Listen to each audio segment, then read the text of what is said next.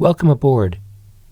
In the next few minutes I'm going to talk about how I upgraded a good old boat, sailing vessel Corra Jane. I'm Ian Cameron in Vancouver. My boat's a Cal 39 fast cruiser. It was designed by Bill Lapworth in the 1970s. Mine was built in 1980. About 150 came out of the yard. I'm at least the fourth owner. I've seen some paperwork showing it's been to Florida, Caribbean, up the coast. I purchased it in 2011 for what I thought was a bargain at $35,000. But you, as a neighbor said, you pay now or you pay later. So I've been paying later. Upgrades have doubled my cost, the initial cost. The replacement value, according to a recent survey, is $700,000.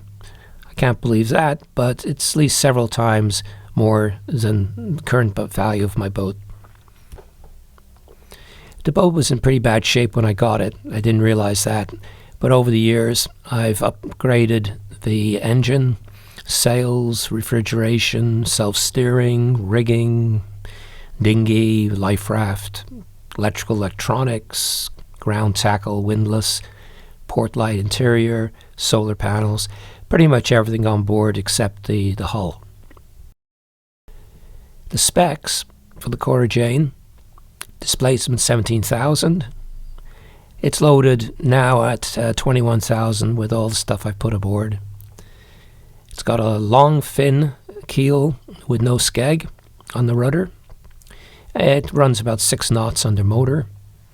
And I've recently added a Solent stay to make it a, pardon the expression, slutter rig, a combination sloop and cutter. You can see in the red line there at the bow. So we'll just go from bow to stern, and hopefully you'll get some good ideas. At the foredeck, we've got a new Rokna 20 kilo anchor to replace our old Bruce. There's also a lightweight Fortress anchor for a stern anchoring or as backup. I added a short bowsprit. It keeps the cruising spinnaker away from the ground tackle. I also put on a chain stopper to take the stress off the windlass. And there's a chain swivel. Some people say that it's the weak link, but so I got a heavy duty one that's stronger than the chain. There's 2 snubbers, each with a chain hook. I like the Mantis because you can close it off so it doesn't slip off your chain. For tight anchorages where there's not much swing room, I put down a Kellet, which is a mushroom anchor, to keep the chain lower down and increase the holding power of the anchor. The chain is marked green, yellow and red, and same with the rope with fluorescent paint. This is a modified fishing hook. I just dulled the end, and I use it for moving the chain around in the chain locker. And for muddy anchors, I've plumbed in a washdown pump. Also added the collision cloth. Had a sailmaker make it up out of heavy duty canvas. And it's about 4 feet by 4 feet by 4 feet. Then you put it on like a bandage over a breach in the hull if you hit a deadhead or a log and so on. This is a rubber weight that just holds one corner down underneath the hull for positioning the collision cloth. As far as rigging goes, as I mentioned, I have a Solent stay. It's removable, so I can hang on a staysail for bat winging or a storm jib. There's 2 poles. One is attached to the mast for storage, the other one to the deck. Because I'm up and down the mast so often, I decided to put mast steps on. I've got ones that are fixed like this and also foldable ones. Just be careful of the foldable ones. One broke on me once. I always keep a safety line on when going up. These are PVC rollers. I've put on port and starboard stays.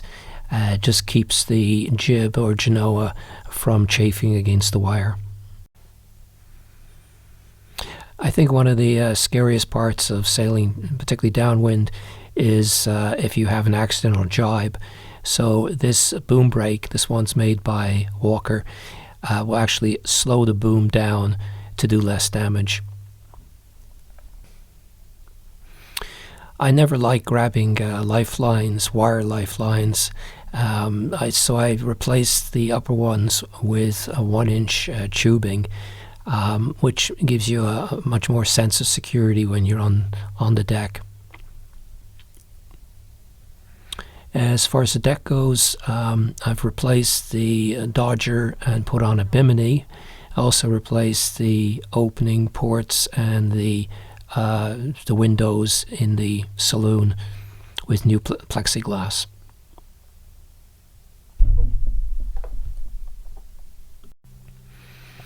These rain guards over the opening ports are great. They just keep out the wet and the sun as well. When I picked up the boat, it had a lot of mildew inside, so I put in 4 day and night solar vents which circulate the air. For longer trips, I've got 20 or 30 gallons of extra fuel that's strapped onto the deck. My partner made these stack packs from a kit from Sailrite in the States. Sailrite can provide all the fabric material you need, and they've got some great instructional videos on their website.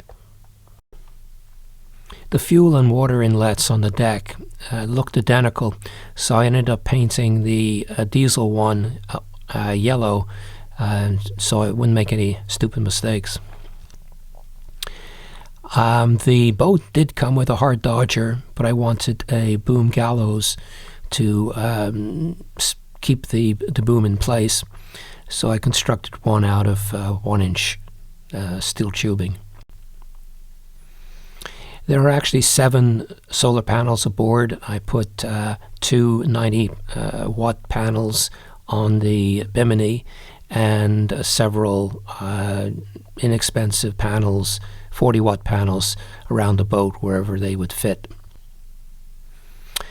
The cockpit looks like everything in the kitchen sink, but here I put a chair in so I wouldn't have to stand at the helm all the time. For stern tying ashore, there's 73 meters of 1/2-inch floating line, and it's just kept on a garden hose dispenser. They do make expensive stainless ones, but this does the job fine.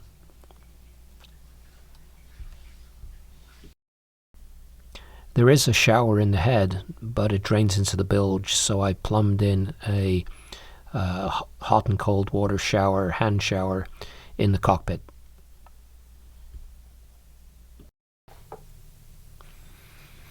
This compact hoist is used to get my Honda 8 horsepower outboard onto the dinghy. On the right, you're looking at a hydrovane, so using an adapter, I can also drop the engine onto that motor mount off the hydrovane, and that powers the boat in case I lose the main engine. A few years ago, the Currys here helped me install the hydrovane. They own the company and live in West Vancouver. There are many self-steering units out there, but I like the hydrovane because it's a separate rudder. So if I lose my main one, I have a backup.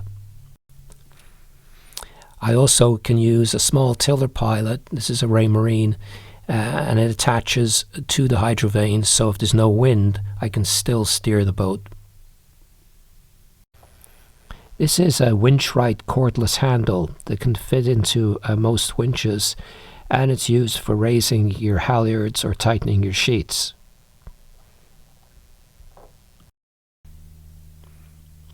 There are 2 propane 20-pound tanks in that fiberglass storage box on the stern. They're aluminum tanks, and so they're quite lightweight. If you dock beside pilings or a log boom, you're going to need some protection for your hull. So I've got a 6-inch by about 5-foot piece of lumber that I keep in the lazarette.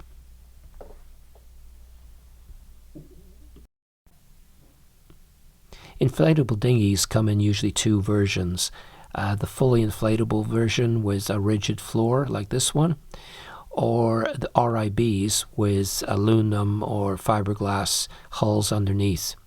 The advantage with the fully inflatable is they're lightweight, so you can get them easily onto your deck. They also can be rolled up and stored in your V-berth.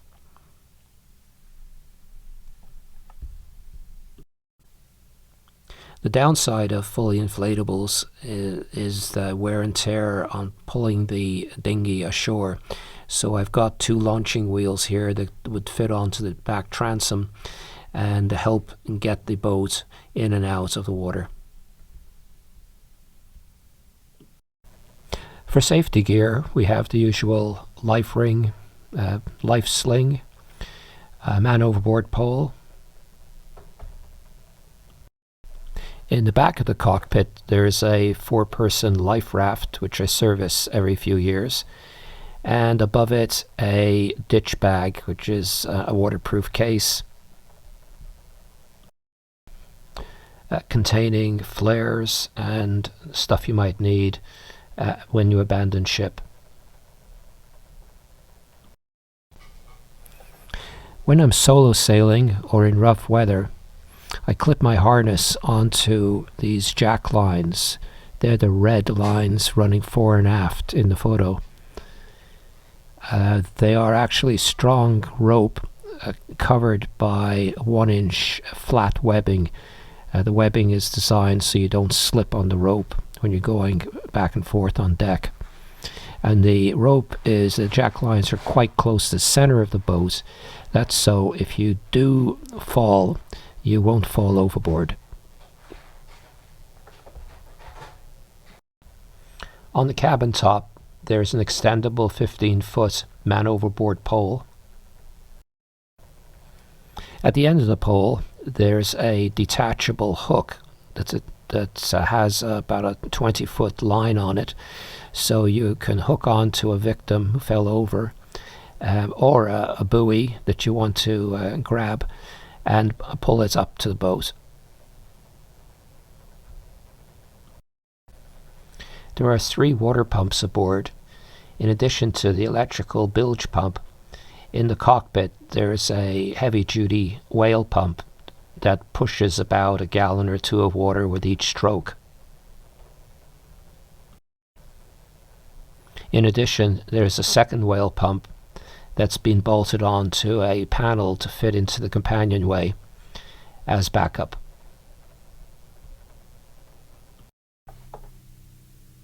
Like most boats of this size, there are 2 cockpit drains, 1.5 inches, and it's really not adequate for offshore. So I did put in a 3rd drain, a 2-inch, but I could actually go with a 4th drain. For plugging drains and through holes, I use these true plugs, which are adaptable for different sizes. In an emergency, when you need to cut wire, most people rely on bolt cutters, but I find they're quite inefficient, and I much prefer this angle grinder made by Milwaukee with a rechargeable battery. There are also adapters to turn it into a drill.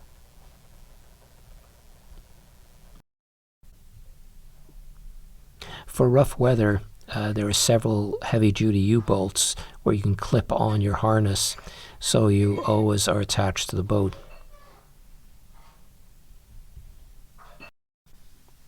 When you want ventilation down below and also a degree of security when you're sleeping or leaving the boat, I had this companionway door made out of aluminum.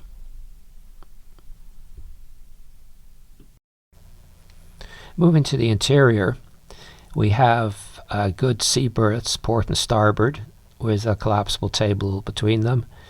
And at the bow, a standard V berth and a quarter berth to the stern.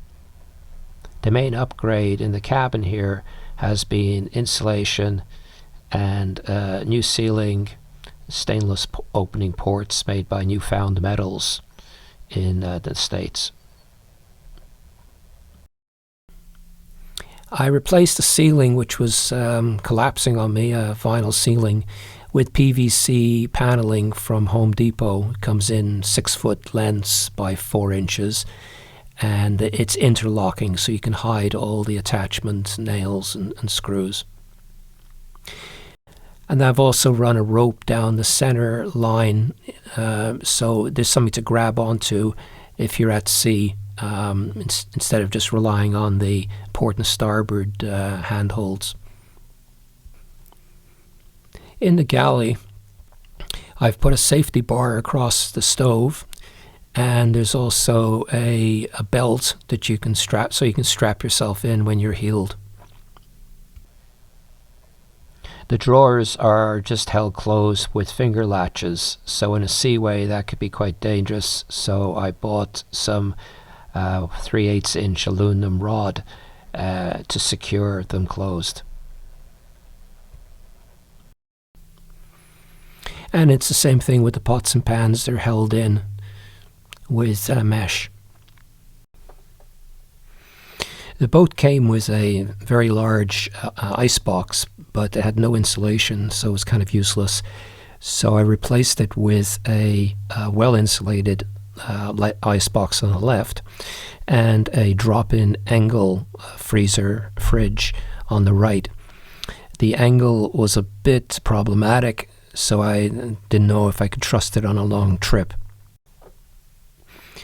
So I ended up buying a Italian fridge freezer, which is covered right now in insulation foam, and I keep that underneath the chart table. So I use this as my freezer, the angle as a fridge, and the ice box for drinks. For heating, I've got a Dickinson Newport propane fireplace. I like it because it's instantly on. It's not as warm as a diesel drip furnace, but those tend to leak and stink up the boat with diesel smells. Because the heater is propane gas, I've put a detector below, also one below the stove in the galley. And for moving air around, there's several plastic portable fans. Last year I put in an inexpensive weather station. It communicates wirelessly with these instruments on the stern, measuring wind speed, temperature, humidity, and so on. For navigation tools, I do have a combination of old and new. The old is on the right, that's the radar, but it's still working okay, so I just leave it there. And on the left is a Garmin InReach, which you can send text messages, you can plot courses, get GPS, and so on. If you have to abandon ship, there's my portable eBirb.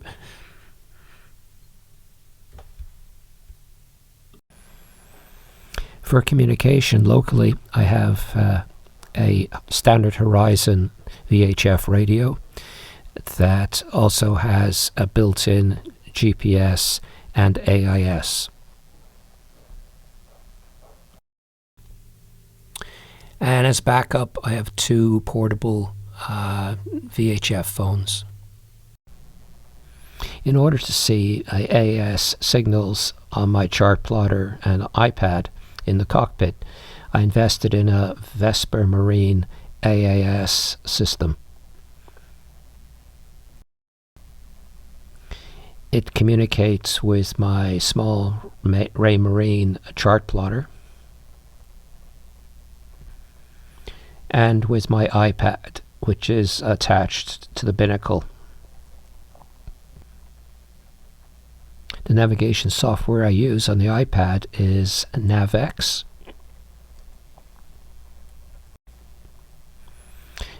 And if you play around with the settings, you can overlay AIS on your NavX charts. I replaced an old self-steering system, autopilot system, with a Simrad. The brain of the old one just gave in, so I kept the old hydraulic gears and just got a new brain for it. And I like backup, so in addition to the depth sounder on the chart plotter, I also got a Raymarine knot meter and depth sounder separate. The electrical wiring on the boat was in pretty bad shape, so I spent many hours replacing the wiring and upgrading the two control panels. I've also added a inverter, 1500 watt inverter, and a battery monitor which measures the strength of your house batteries.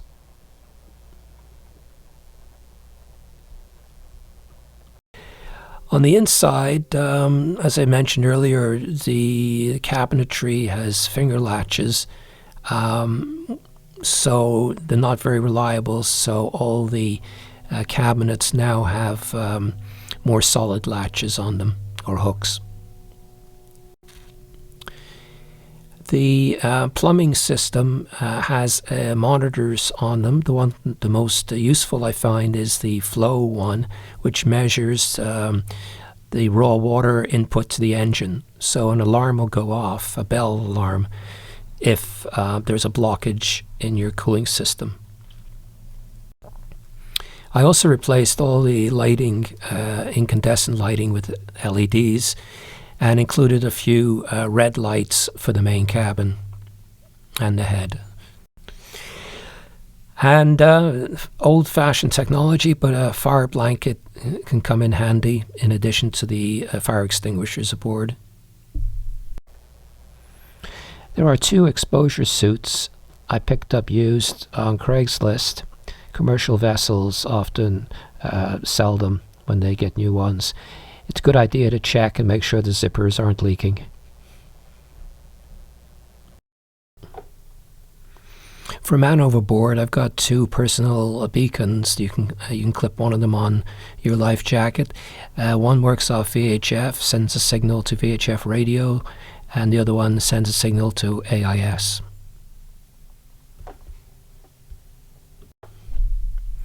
In case of lightning strikes, I wanted to bond all the large metal areas, the shrouds, the chain plates, the engine, the fuel tanks, to a common spot.